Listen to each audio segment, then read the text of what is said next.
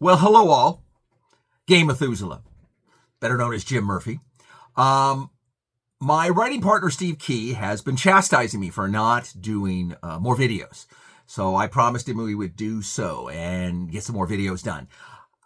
I've been really remiss. There's lots of reasons. Most of them because I've been grouchy with things that have been fallen upon me to have to take care of that I didn't think I should have to take care of, and blah, blah, blah.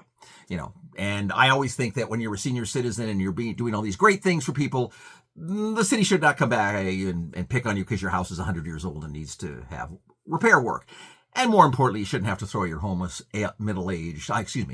your homeless senior citizen people that are living in your backyard out into the street. But I live in a NIMBY area, and they didn't want that. So enough of that. Pretend I didn't say that, and we'll just move on to what needs to be done. And that's to talk about the most important thing, which is, of course, gaming. And what I want to talk to you about today was why you should buy games. And there's lots of different reasons. Obviously, I have a game that we have on itch.io, D9 Games of Enlightened. And, I would wish you would buy it only because, frankly, I want to keep the site going and have some reason to keep working on the rules. But likely we'll do that no matter what. It's up. And why I'm just mentioning it now is we are getting together to about do another update. And we're adding a bunch of new monsters and some ideas and new things. Other people who've been involved in the playtest have become so excited. My friend Mark has just put in tons of work redoing, revamping, adding content. And we're going to go ahead and be putting that content into, even if it's alternate content, so you can see stuff. Because I think that's the thing that is important for gaming, and what this video is going to be about is why you should buy games.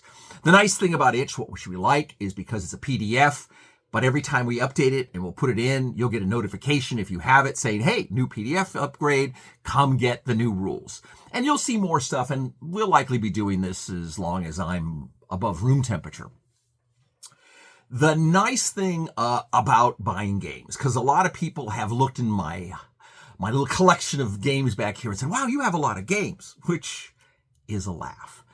This is nothing. I mean, truly nothing. And I, compared to my friend Don, own nothing. I mean, his collection is massive. So much so that he has like a 3,500 square foot game room just to fill all this down. It's like nirvana for gaming. I mean, you name it, he has it. Pretty much everything that was from the beginning of gaming till sometime in the early 2000s, he more likely owns everything of. And what he doesn't own, he more likely doesn't want. And it's nice because you get to play everything. The problem we had when we were back there is I said, wow, there's 50 games here I want to play. And he goes, well, pick one. I said, the problem is I always pick something from the top 10. So you never get down to game number 32. It's a problem. But why you should buy games and what games you should buy. And of course, I'm going to talk about role-playing because, well, that's what I think most people want to hear from me. But you've heard me talk about other games and painting supplies and miniatures and everything else that's out there. But let's just stay with games and what's going on today. Over the last couple of years, D&D's taken a lot of flack for some really good reason and some not. But understand, it's not the fault of the game, and in many reasons and many ways, it's not the fault of the workers there who love the hobby. Many of them lost their jobs. That annoyed me. I think I talked about that in the past. And you should not penalize them for that. It's not as bad as I thought it was going to be. Actually, as I play through it, it plays pretty well. I mean, I'm not completely disappointed with it. I'm not in love with it either, but it's D&D, and I like computer games, sort of have a love-hate relationship with D&D. But people will go back there and they say, well, I don't see a lot of D&D on your thing. And I always pull out my first edition, 1974, stock box, original D&D 0, original rules with the Greyhawk and the Blackmore, and the other expansions that all came out after that. That's what we did. I've been playing this game for 50 years. Now, if I had all my D&D books up, you would not see anything behind me but D&D books. I mean, I have every edition, most likely everything published from TSR. and a lot of stuff that wasn't. So I have it, I play it, and I play it for the same reason I play Warhammer. I play it because I can always find someone who knows the rules and wants to play. That's often a problem with other games. Not that I don't love them, and I do. Not that I don't want you to buy Enlightened at itch.io at D9 Games, shameless plug, but I wanted to talk to you about what I think you should buy of what's out there. If you have the economy, you should do what I did back in the 70s and 80s and 90s when my economy was super strong. If something came out and it looked interesting, I bought it. And there's a lot of games out there of RPGs, as you've heard from me, that I really love more than D&D. Fantasy Trip and Dragon Quest, and even Rune Quest. And those systems in many ways still exist. We haven't even gotten into Traveler and Call of Cthulhu. All these games which are awesome. And you should own them. And if they're not available right now, my friend is running, it's Craig. He's running Traveler. He's one of the only people who has a great passion for Traveler like I do. And we're running a Traveler campaign and it's lots of fun. And he's having lots of fun in playing it. Is the game system perfect? No. Is any game system perfect? No. I've been trying to make my game system perfect. Is it perfect? No. It's never going to be, because you cannot simulate everything that can be done by a living creature in a board, in a book, in a set of rules. It's going to be very interesting in the future as more of the role-playing games get absorbed into like computer games. But you're still going to see the same problem unless the AI DMs can become creative enough to produce their own content. And you've heard all my things about why, blah, blah, blah, blah, blah, that I think you should be writing your own content. Because, again, no matter what you do in a module or a computer game, it makes no difference. That's the basic of it. You're never going to have that great relationship with the game and your new friends who are going to be the most important thing in your life into the future, because they're the ones who share your passion for your RPG or their RPG or a RPG. And I don't ask anymore whether you're ready to module or whatever, because mostly I've never read most of the modules anyway, as you all know, and I surely don't play them. I have some of them and whatnot. Now, a little other footnote of kind of pumping it myself. I'm getting rid of a lot of stuff. I'm getting to that age where I really have too much stuff. And I have a lot of painted miniatures, a lot of rules, a lot of games that I'm kind of willing to part with, just so that when they have to carry my casket, it won't be as heavy with all the other crap that gets put into it to bury me.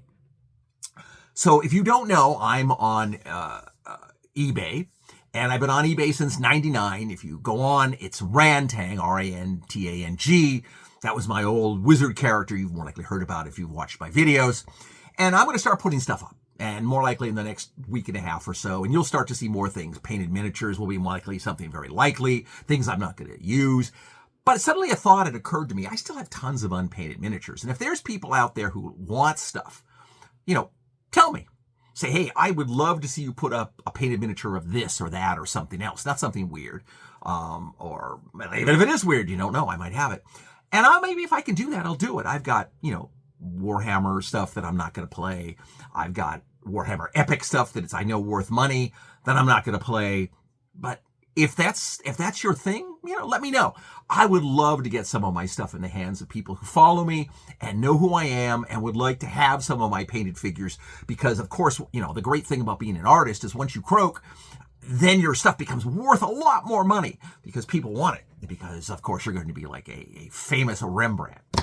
Like I wish I had that kind of skill set. Nonetheless, let's go into just talking about gamings that you should buy. If you have a great economy, go out there and buy the games that exist. You're more likely already buying D&D if you're into role-playing, and if obviously you're listening to my video, or you're into some other sort of RPG, or you just like listen to old people talk. I'm not sure which of those it is. But more importantly, I think who you should support. Right off the bat, Matt Colville. MCDM. Buy his game. I've played it. at least I played the playtest versions and stuff that are up. I haven't played the finished version yet, and I don't know when that's going to be taking place, but I assume it's going to be fairly soon because he's fulfilling and stuff. I'm not keeping up with it, and I apologized. But the thing about it is, Matt Colville loves the hobby. That's the biggest reason I can tell you to buy it. He loves the hobby more than most everything else. Matt kickstarted a bunch of things and made a lot of money. He could have just walked away and bought himself a little beach house and partied and done gaming on his own and never been involved in producing content. But that's never been Matt. Matt's the kind of guy who brings the games to the events. Hey, I got a new game I want to play. Let's all get together and play. That has been my buddy Matt. I am now talking to all my other game friends, mostly Matt's game friends, about trying to get a thing where at least once a month we try to get together and play a game. And we'll see if that comes to fruition, because I know people are busy and some people are spread out over the world. But that's what I'm trying to do with my friends. We're getting together.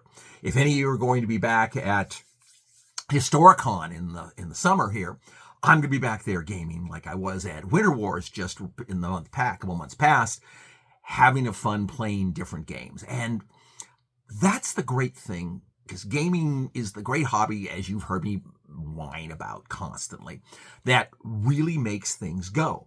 Now, other games, Fantasy Trip you've heard me talk about, Dragon Quest, Rune Quest, Traveler. I mean, there's a company's making a new version of Traveler I'm currently playing with my friend Craig. It's fun. It's a good game. There's lots of stuff out there, and then there's things you may never have played, but you can, obviously get into it. Again, I like computer games. I have that love-hate relationship with them, and somebody just told me that a Masters of Orion just got reskinned and redone, and they're bringing it back. Oh my God, I'm going to have to go on and look at it and potentially spend many hours of my life playing it. But I am a gaming geek, and that's all I can say. The great thing about why you should keep supporting games. Now, whoever you like, I understand that the Critical Role game is in fruition if it's not completed.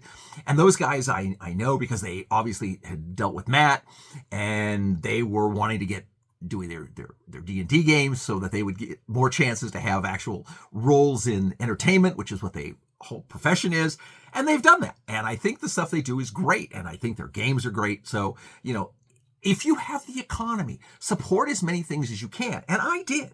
And the nice thing about it now is I can always reach back and find some ancient game that most people haven't even heard of or seen and present it and show people and say, hey, you want to play this? We'll get together and play this. And it's interesting and it's different and you'll learn stuff.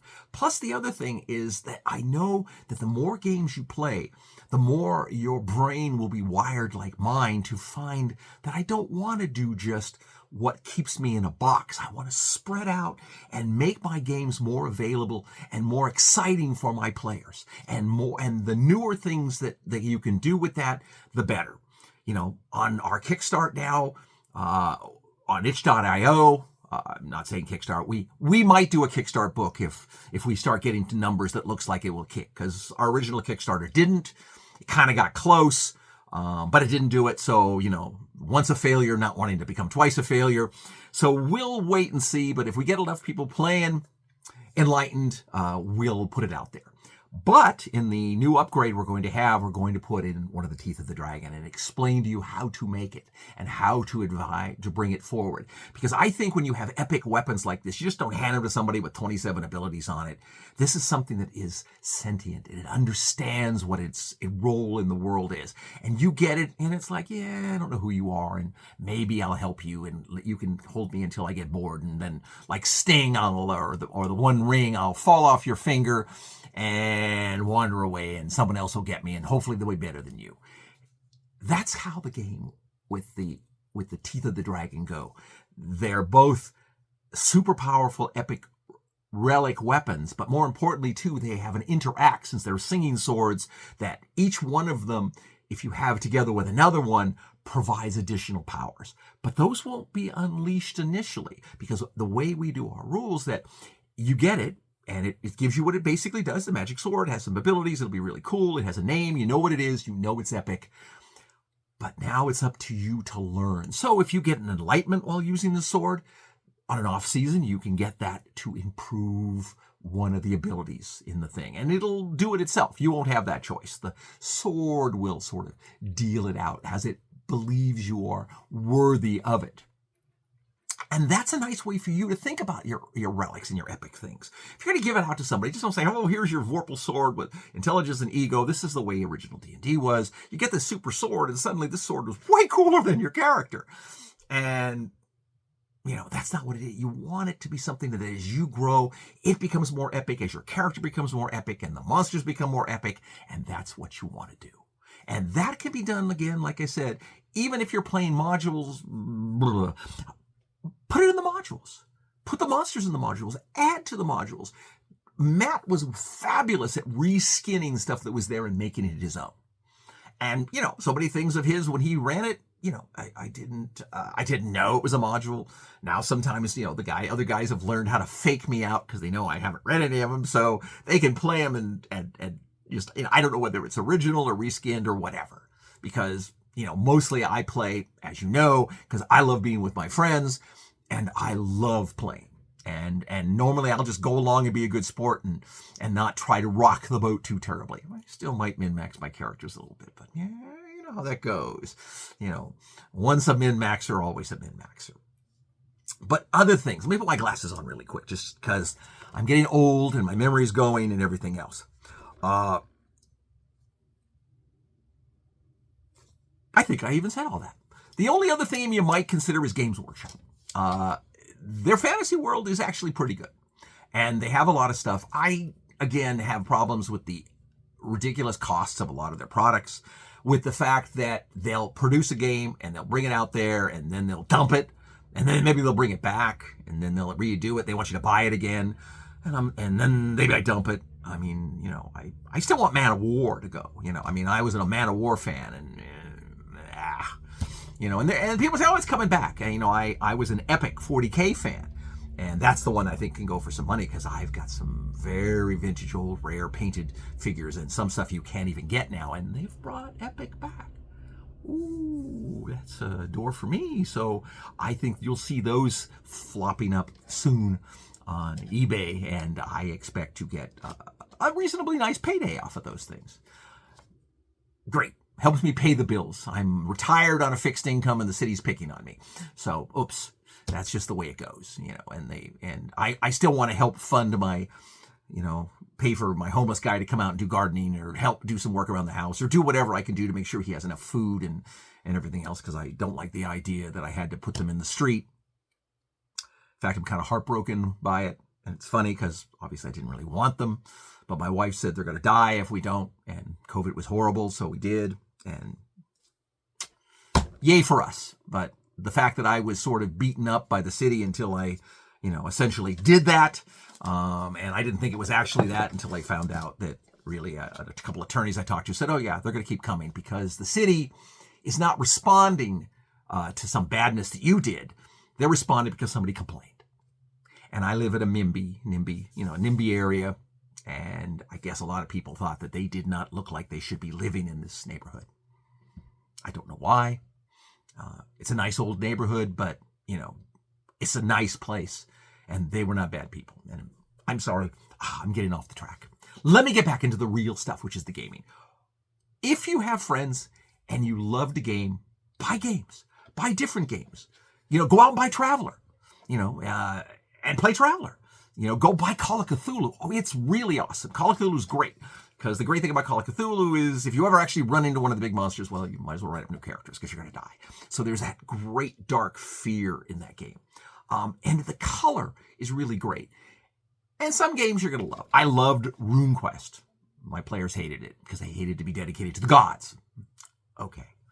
I thought that was a very cool thing. Not that it was a religious thing. It was really a thing about you don't always have control of your life. And I think sometimes in life you all feel that way, that, yeah, I wish I had some more control.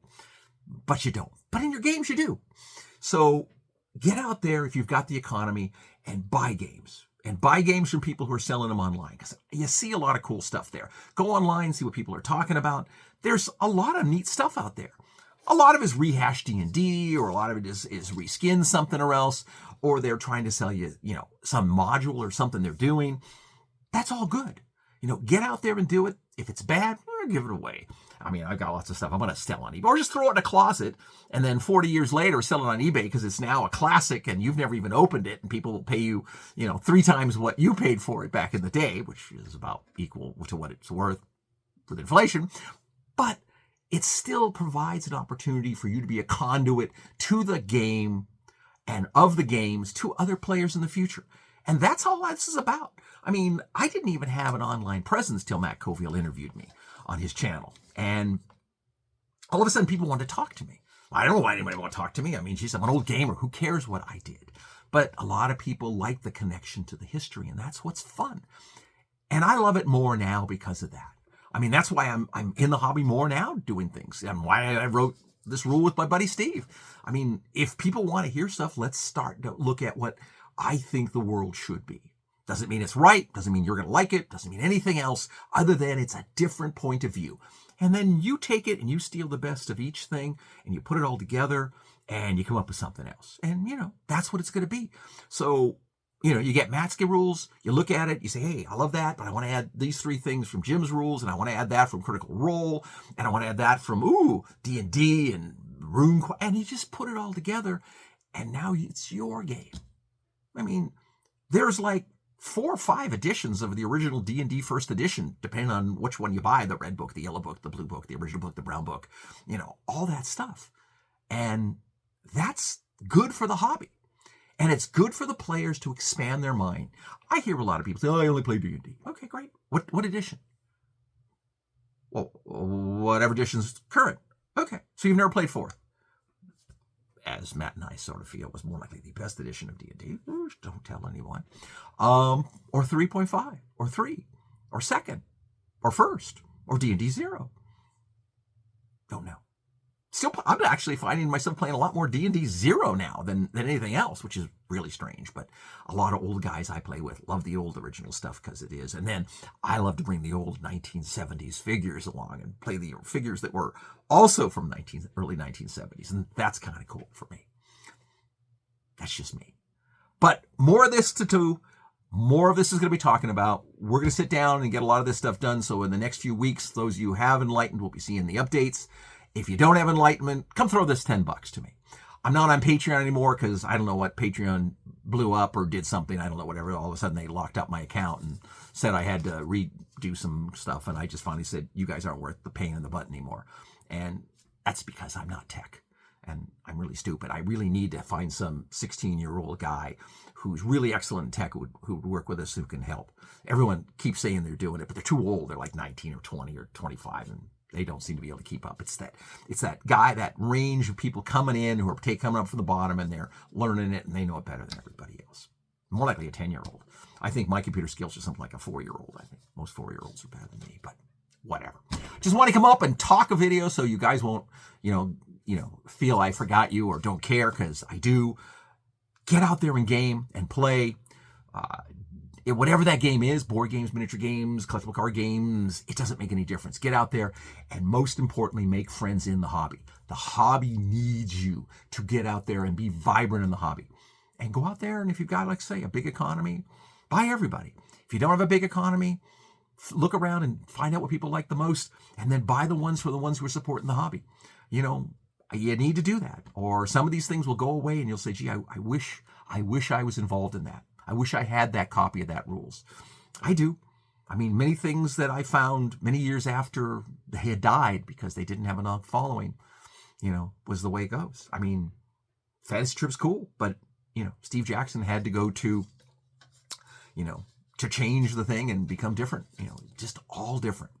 Anyway, I've rambled on too much now anyway, because I'm in a rambling mood today, and I want to get back because a friend of mine just told me that Master Orion's been reskinned, and I have to then stick the drug into my arm and do what I don't like to do, which is play a computer game. Okay. That I don't like to admit that I do. And I really always hate myself when I do it because I feel it's like eating like a big tub of ice cream. I'm just indulging and not helping. And it's always my job to help. So get out there and game. If you're going to go on and you want some figs, and you want to talk about some figs, send me some info. and then start looking at Rantang on YouTube. 1999, you'll see one of my old little cats who I had 26 years ago. He was a great cat. Tucker, he was a good boy. I miss him, but then I miss all my animals. But they'll be there, and you can yak with me on that. If there's stuff you're looking for, I might have it. I got a lot of junk. So if you're in there and you say, hey, man, I'm looking for this or that, boom. You want it unpainted? Even easier. So that's I got lots of unpainted. I got tons of stuff, and I just need to get down to the point that if I have to make a run for it, I could only get a small minivan. I wouldn't need to have like a double cargo, two rig, moving truck or something, like my friend Don did. It took him like ridiculous amounts to move. He was billions of dollars worth of stuff, but let's not talk about that. Until we have a chance to speak again, thanks for listening to my rambling. Get out there and game. Take a look at some of the games out there. If you can, buy them. Support the people who are in the hobby because they're the ones hiring. Matt Coville loves this hobby so much. He's got, more than almost a dozen people or maybe more who he's giving a living wage to make sure that you get a great product and that they have a good life. You can't argue with this. He's not just sticking the money in his pocket. He cares about the hobby. He always has. And that was one of the things I loved about Matt, was we'd get together, he'd bring the games, he'd bring new stuff, he'd always have something interesting and new, I'm not trying to push it. Well, yeah, maybe it was because he's obviously my friend and I care, but he does produce good product and he does love the hobby. And there are a lot of people out there who may, and if you know them, tell me, because I'd love to find new people, but I do now, and people are in this hobby, and because Hasbro really screwed up and, botched the whole situation, and now has got so many more people making their own competitive product. There's lots of stuff out there. And this is going to be a good renaissance of you acquiring things. And then when you're my age, you'll be able to talk about them on whatever the channel is then, and you'll be able to talk about what's important and for the hobby at that point. So we have a chance to speak again. Fight me, devils, fight, because I hate peace. Everyone be well and game on.